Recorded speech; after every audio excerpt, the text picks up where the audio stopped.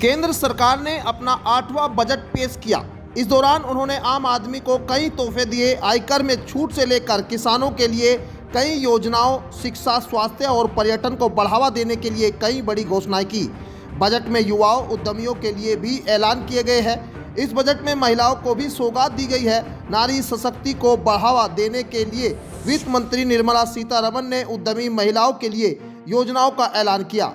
आंगनवाड़ी और गर्भवती महिलाओं के लिए भी घोषणाएं की है। दिल्ली मेरठ हरिद्वार हाईवे से किसानों को होगा फायदा। नया हाईवे भारत में सड़क निर्माण हमेशा से एक अहम मुद्दा रहा, क्योंकि यह न सिर्फ परिवहन को सुगम बनाता है बल्कि आर्थिक विकास को भी गति प्रदान करता है। हाल ही में दिल्ली से मेरठ और मेरठ से हरिद्वार के बीच बनने वाले नए हाईवे ने किसानों और व्यापारियों के बीच उत्साह का माहौल बनाया है। यह हाईवे न सिर्फ यात्रा को आसान बनाएगा बल्कि इससे आसमान के क्षेत्रों में व्यापार और कृषि की गतिविधियों में भी वृद्धि होने की संभावना है।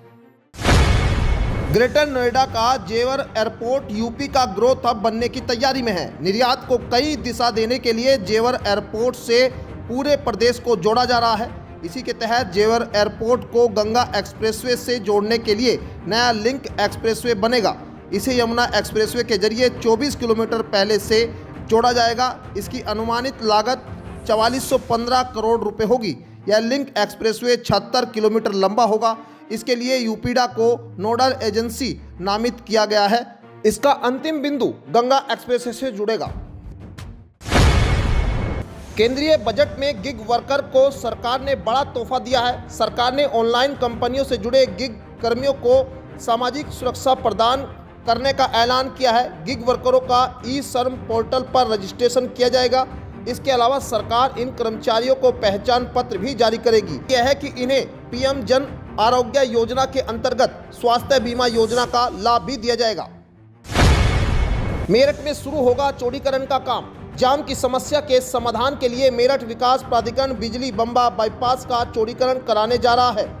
यानी वर्तमान में जो सड़क है उसकी चौड़ाई बढ़ा दी जाएगी। वर्तमान में सड़क की चौड़ाई 7 मीटर है। इसकी चौड़ाई बढ़ाकर 12 से 14 मीटर तक की जाएगी।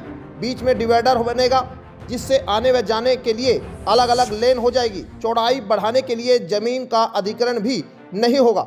इसकी अंतर्गत मेड़ा से संबंधित किसान समेत 500 लोगों को सहमति पत्र भेजा है। बजट 2025-26 में बिजली और रिन्यूएबल एनर्जी सेक्टर के लिए 48,396 करोड़ रुपए का प्रावधान किया गया है, जो पिछले साल के संशोधन अनुमान 37,143 करोड़ रुपए से 30% ज़्यादा है। यह राशि देश के ऊर्जा ढांचे को मजबूत करने और रिन्यूएबल एनर्जी के उपयोग को बढ़ाने के लिए आवंटित की गई है।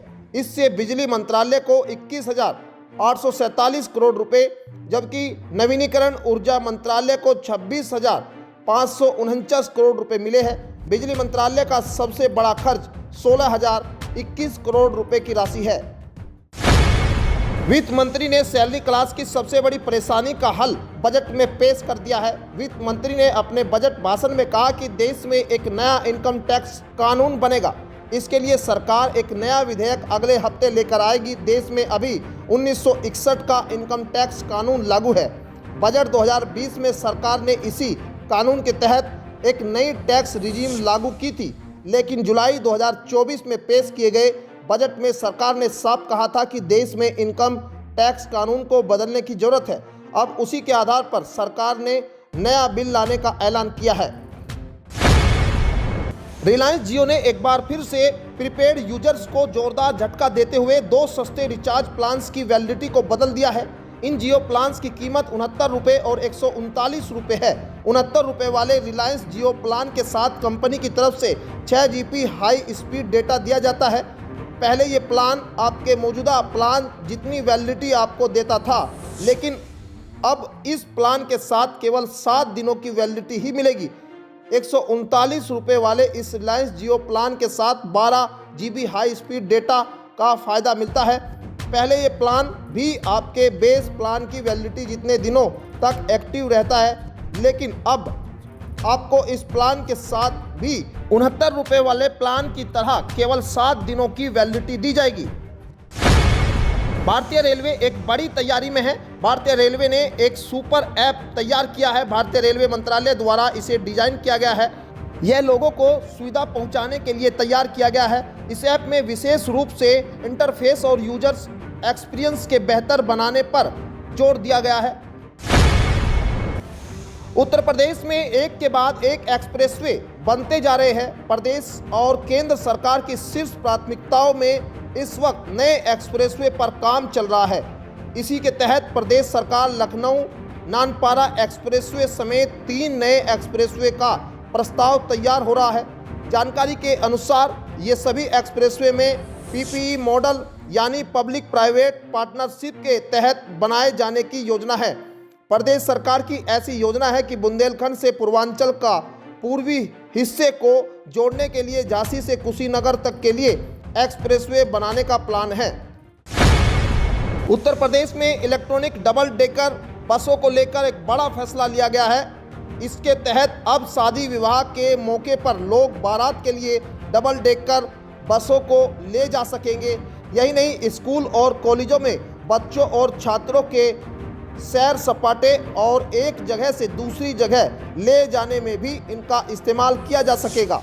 शर्त सिर्फ ये होगी कि ये बसों के रास्ते में कोई ओवरब्रिज या तारों का मकड़ जाल नहीं होना चाहिए। इस संबंध में Lucknow city transport services limited की बैठक हुई है, जिसमें इलेक्ट्रॉनिक डबल डेकर बसों को लेकर ये फैसला किया गया है। प्रयागराज महाकुंभ में भगदड़ की घटना के बाद श्रद्धालुओं की संख्या में कमी आई है। भगदड़ के बाद महाकुंभ में व्यवस्थाओं को लेकर लोगों के मन में सवाल उठ रहे हैं। पर्यटकों ने अपनी यात्रा को टाल दिया है, जिसका असर यहां के होटल, रेस्टोरेंट समेत तमाम टूर एंड ट्रेवल ऑपरेटर पर दिखाई दे रहा है। पिछले 2 दिनों में प्रयागराज में 25% श्रद्धालुओं ने होटल बुकिंग कैंसिल कर दी है। महाकुंभ के पहले दिन से ही बड़ी संख्या में श्रद्धालु महाकुंभ में पहुंच रहे थे, जिसके चलते यहां स्थिति तमाम होटलों की बुकिंग फुल चल रही थी, लेकिन अब नई बुकिंग में कमी दिख रही है। उत्तर प्रदेश के अयोध्या स्थित मिल्कीपुर सीट पर 5 फरवरी को वोटिंग होगी और 8 फरवरी को इसके नतीजे आने हैं। मिल्कीपुर में चुनाव से पहले उत्तर प्रदेश के प्रमुख सियासी दल समाजवादी पार्टी ने उपचुनाव को लेकर बड़ा आरोप लगाया है। सपा की तरफ से इस संबंध में एक पत्र जारी किया गया है, जिसमें पार्टी ने आरोप लगाया कि भारतीय जनता पार्टी के दबाव में रिटर्निंग ऑफिसर सपा के वोटर्स को मतदाता पर्ची नहीं दे रहे हैं। वित्त मंत्री निर्मला सीतारमण ने देश के केंद्रीय बजट को पेश कर दिया है, जिस पर बहुजन समाज पार्टी की मुखिया मायावती की पहली प्रतिक्रिया सामने आई।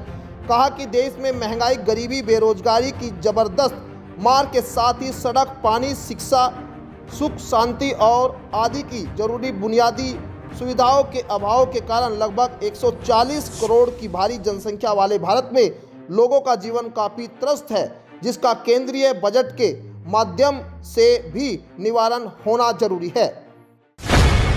यूपी में दोबारा बादलों की आवाजाही शुरू हो गई है। जल्द यूपी के कई शहरों में बारिश के आसार है। अभी बादल छाए नहीं हैं, लेकिन बारिश की आहट है। 2 और 3 फरवरी को बारिश के आसार जताए गए हैं। मौसम विभाग के मुताबिक 1 फरवरी तक आसमान साफ है। सुबह से तेज धूप निकलने से तापमान में बढ़ोतरी हुई। इस दौरान अधिकतम तापमान 25 से 26 डिग्री सेल्सियस के आसपास रहा, लेकिन रात को तापमान 9 से 11 डिग्री सेल्सियस के करीब रहने का अब अनुमान है।